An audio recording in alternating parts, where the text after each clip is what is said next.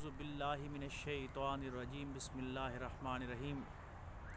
معزز ناظرین، آج ہم سیرت النبی صلی اللہ علیہ وآلہ وسلم اور میلاد النبی صلی اللہ علیہ وآلہ وسلم کے درمیان فرق بیان کرنے کی کوشش کریں گے۔ حضور نبی کریم صلی اللہ علیہ وآلہ وسلم کی میلاد النبی سے مراد یہ ہے کہ جس دن آقا علیہ الصلوۃ والسلام پیدا ہوئے، اور جس محفل میں آقا علیہ الصلوۃ والسلام کی ولادت کا چرچا کیا جائے،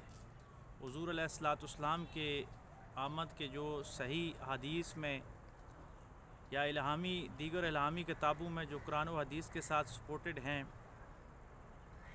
ان میں آقا علیہ الصلوۃ والسلام کے میلاد کے حوالے سے جتنی بھی گفتگو ہوئی ہے یا جتنی بھی بات چیت ہوئی ہے، اس کو اگر حضور نبی کریم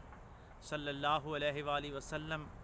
کی شان میں بیان کیا جائے تو اس کو میلاد نبی صلی اللہ علیہ وآلہ وسلم کہتے ہیں۔ مسلمانان عالم کا یہ دستور رہا ہے قدیم زمانے سے کہ آقا علیہ الصلوۃ والسلام کے میلاد کے مہینے میں یعنی ربیع الاول شریف میں 9 یا 12 ربیع الاول، جس دن بھی آقا علیہ الصلوۃ والسلام پیدا ہوئے، لیکن جمہور علماء کا یہ اتفاق ہے کہ آقا علیہ الصلوۃ والسلام کی جو آمد ہے وہ 12 ربیع الاول کو ہوئی، اور ربیع الاول شریف کے پورے مہینے میں مسلمانان عالم بڑے تذک و اختشام کے ساتھ حضور نبی کریم صلی اللہ علیہ وآلہ وسلم کی ولادت کے چرچے مناتے ہیں اور آقا علیہ الصلوۃ والسلام کی میلاد کی بزم سجاتے ہیں۔ میلاد پہلے ہوتا ہے اور اس کے بعد پھر سیرت شروع ہو جاتی ہے۔ سیرت سے مراد یہ ہے کہ نبی کریم صلی اللہ علیہ وآلہ وسلم نے جو بھی کام اپنی زندگی میں کیے، ہمیں جو حدیث اور قرآن سے وہ باتیں ملتی ہیں، ہم ان پہ عمل کرتے ہوئے اپنی زندگی میں ان کو پریکٹیکل شیپ میں لانے کی کوشش کرتے ہیں، تو یہ سیرت النبی صلی اللہ علیہ وآلہ وسلم پہ عمل ہونے کا مقصد یہ ہے۔ یعنی ہم یہ کہہ سکتے ہیں کہ میلاد منانے کے لیے ہوتا ہے اور سیرت جو ہے وہ اپنانے کے لیے ہوتی ہے۔ میلاد سیلیبریشن کا نام ہے اور سیرت جو ہے وہ پریکٹیکل ایک چیز کا نام ہے جو آپ کی زندگی میں آتی ہے۔ لیکن اگر کوئی شخص میلاد کے نام پہ ذکر رسول کی بزم نہیں سجاتا اپنے کسی ٹیکنیکل معاملات میں یا علماء کی فقہی مباحث کی صورت میں، تو وہ سیرت نبی صلی اللہ علیہ وآلہ وسلم کے پروگرامات بھی اگر ربیع الاول کے مہینے میں کرتے ہیں اور اس میں حضور علیہ الصلوۃ والسلام کی سیرت بیان کرتے ہیں، تو ہمیں ان کی نیت پہ شک نہیں کرنا چاہیے۔ مبادہ وہ بھی حضور نبی کریم صلی اللہ علیہ وآلہ وسلم کی محبت میں یہ کام کر رہے ہیں اور سیرت کی بزم سجا رہے ہیں، تو ہمیں بھی چاہیے کہ ہم میلاد کی محفل ہو تو اس میں بھی شامل ہو جائیں اور سیرت کی محفل ہو تو اس میں بھی شامل ہو جائیں۔